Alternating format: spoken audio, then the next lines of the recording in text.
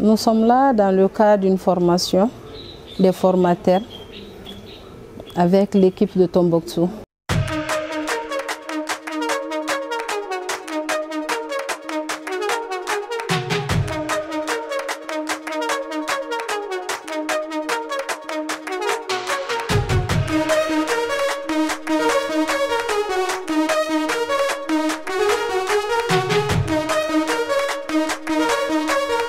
Le projet Smart Food, en quelque sorte, c'est d'essayer de valoriser nos céréales locaux, apprendre à ces dames comment pouvoir manger sain et équilibré. Elles ont l'habitude d'utiliser le sorgho. Nous, on essaie juste d'ajouter notre touche personnelle. C'est d'apporter des légumes, enrichir ce même sorgho-là qu'on a l'habitude de manger tous les jours. Moi, je représente les agriculteurs. Et la formation a une très grande importance pour nous. Car la dernière fois, l'année dernière, ils nous ont envoyé une variété de sorgho dont nous ne connaissons pas tellement l'utilité. Mais à travers la formation, on a su vraiment les méthodes et les techniques de mélange de ce sorgho-là. Au début, chez nous, on les prépare comme ça. Mais à travers la formation, les légumes qu'on ajoute va nous permettre de faire une amélioration dans nos habitudes alimentaires.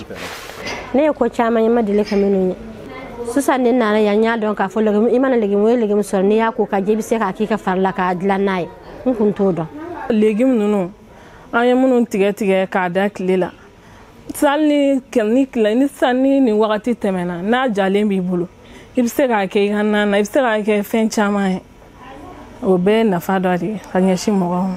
En parlant du sorgho, la façon de l'utiliser surtout pour que ça soit en poudre et ce qu'il faudra y ajouter pour avoir une autre sorte d'alimentation, nous avons appris vraiment par rapport à ces cas-là.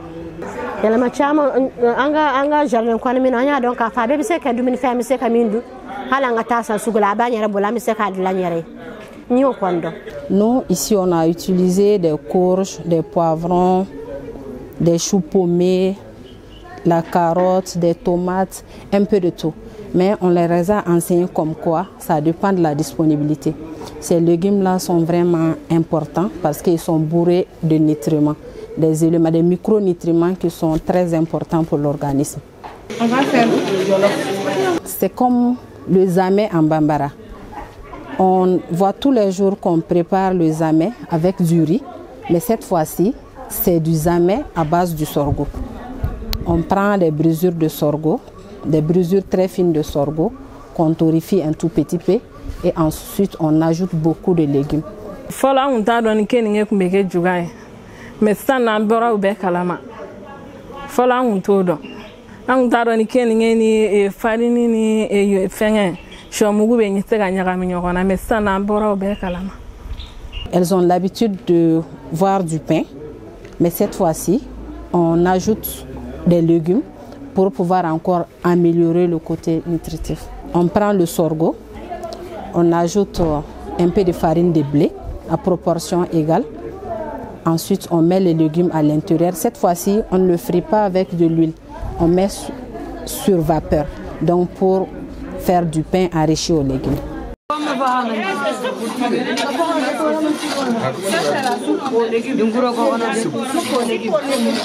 avez compris?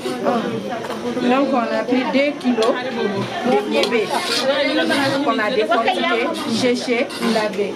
Shomi flanya shomi ke anya shomi ke fenge supu ebi. Amedele ka sho ko dron ka ke jila. Ka tobi ten ka sukor nin kala dron ka ko ni kala ka bo ka dunte. Binya don ka fonin tara. Mi se ka fe legum kala ka tobi ka ke model wele mi to o model kor leñi. An kuntu fo do na ma ko.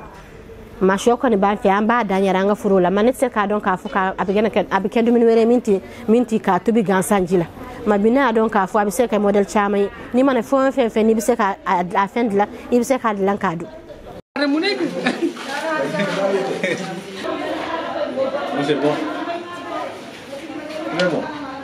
Ils ont l'habitude de voir un exemple, le fari, Mais ajouter des légumes aux farines, là, c'est autre chose. Donc, ils n'ont pas l'habitude de voir ça. Ils ont l'habitude de voir des pâtés qu'elles appellent pain de tous les jours. C'est des nordistes. Ils voient ça au Djila chez eux.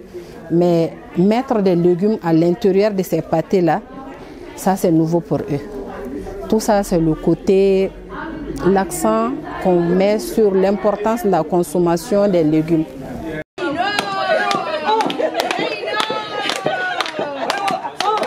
La formation s'est portée sur 12 recettes. On a commencé d'abord pour les présenter l'hygiène, le côté sanitaire. Nous avons fait comprendre que la base, c'est d'abord la propriété pour faire quoi que ce soit.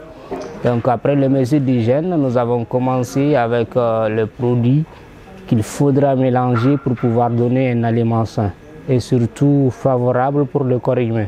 On les présente d'abord les matériels, tout ce qu'on doit utiliser, tout ce qui rentre dans la préparation de la recette. Ensuite, il y a la pratique qui vient. Et le produit fini également, on leur présente ça. Et nous avons eu quand même à emballer à travers des sachets quand même les aliments pour que ça puisse durer.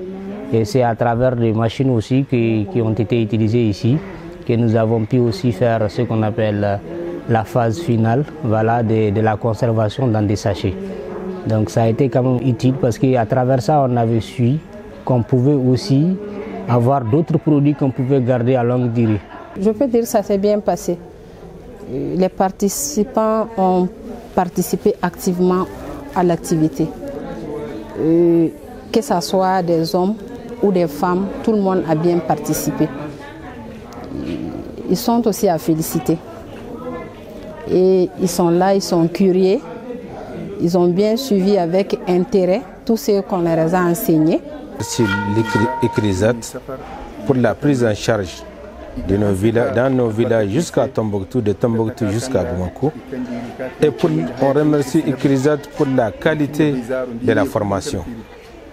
J'espère que le séjour a été bénéfique pour vous et que vous aurez le temps et la capacité de répliquer les formations. Sinon, les formateurs sont là, vous avez les contacts, vous avez le module et nous sommes tous là pour vous appuyer. Et ce que je vous conseille, durant la formation, ce que vous avez appris, de votre retour, il ne faut jamais laisser ces expériences dormir. Il faut les utiliser le plus chaud possible, le plus rapidement possible. De vous organiser autour des réunions, autour des tontines, pour répliquer ces formations. Et même pourquoi pas dans les familles, comme Fatima a si bien dit. Adapter ça dans vos régimes quotidiens. Nantara,